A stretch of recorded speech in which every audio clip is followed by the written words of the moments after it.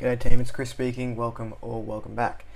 Today we are going back into the From Fear to Excitement series, and today we're going to be talking about the voice drop.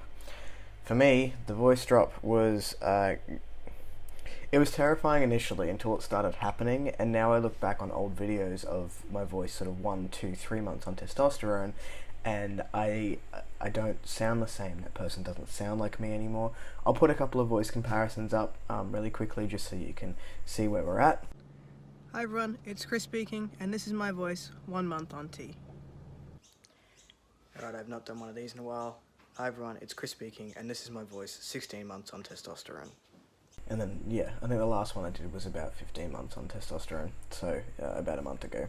Also, I'm sorry about all of this. I'm moving in the next sort of month, so I hope you like what I've done with the place and can bear with me for the next little bit while we are packing and dealing with all that.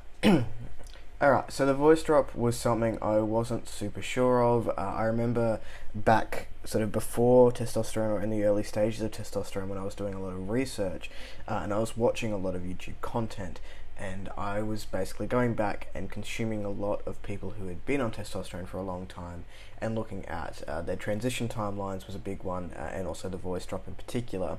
I didn't know how the voice was going to sit on myself, and I think a lot of us sort of go through a similar thought process where, oh, okay, well, the voice drop sounds really good on that person, or we start critiquing other people, which isn't fair, but you're like, oh, you know, the voice drop and the opening of the vocal cords can create like a nasal sound coming through, and I'm like, I don't really know if I want that for me. And at the end of the day, the truth is that we can't really pick and choose what we get with the HRT lottery.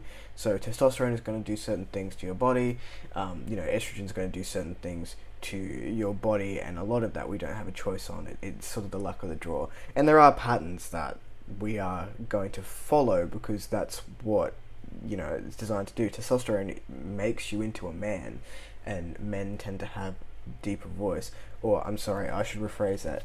Testosterone will masculinise your features, and one of those things is going to be the voice drop. I apologize to my non-binary people out there for the slip up.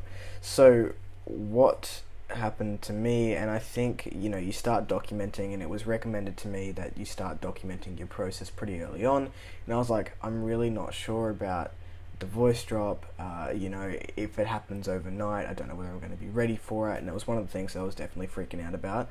I put a post on Reddit, and I don't know whether I've put that on this channel before. I will go into a search through, and if it's not on here, I will make a whole video about it, because it was quite helpful. One of the things that I got told when I was initially freaking out on hormones, and I think I put a post up about 3 weeks into testosterone, I was like, I don't know if I'm ready for all the changes. I don't know how fast they're going to happen, particularly the voice drop. And someone came back to me and they said, look, it's not overnight. You'll start seeing changes, but you'll get this feeling, and you'll know that if it's not right for you, and you can stop. Just remember that these changes don't happen overnight. And that was something that was quite powerful for me, and it's gone throughout this whole series. Remember that those changes don't happen overnight, and your brain does get a little bit of time to shift and work with them. I didn't really start noticing my voice dropping probably until about month 4. I definitely got some crackly squeakies in month sort of 3, towards the end of month 2 and 3, and then 4 is when I started to notice the drop. Now the drop happened with the squeakies as well, and sometimes I still get the squeakies.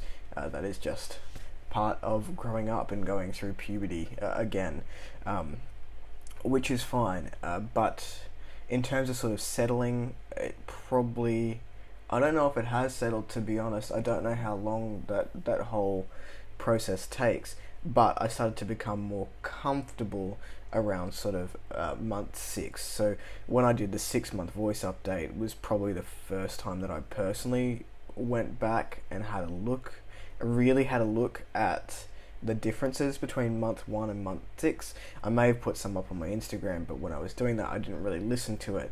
Listening to my voice pre-testosterone sort of made me dysphoric once the drop did happen.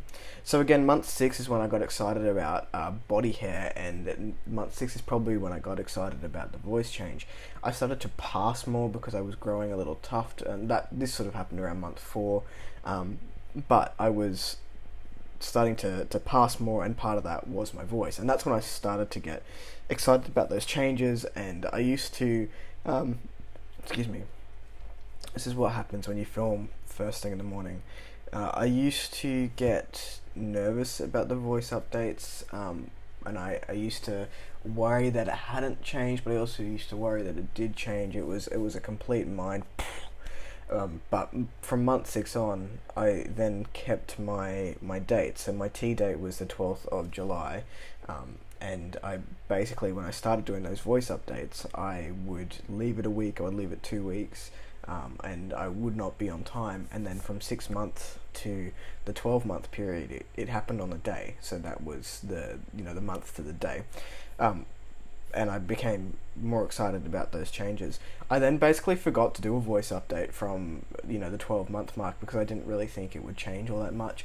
I honestly don't know if it's changed that much since the 12-month mark, but I'll still keep doing voice updates maybe once every 3 months until the 2-year mark, and then I'll put another video up when that happens. But that is when it switched for me in terms of fear to excitement. So the main takeaway from that is, remember that it doesn't happen overnight. It is okay to feel weird and dysphoric about going back and looking at your voice pre-testosterone. I know it still makes me feel funny. It makes me feel funny seeing myself pre-testosterone because I don't recognize that person anymore. And it's just a weird sort of mental battle to think that was me, and that's how I was identifying for that period of time. But that's my own shit. Anyway, if you made it to the end, thank you so much for watching. If you like the content, give it a thumbs up. If you want to see more of it, then click my face down on the screen.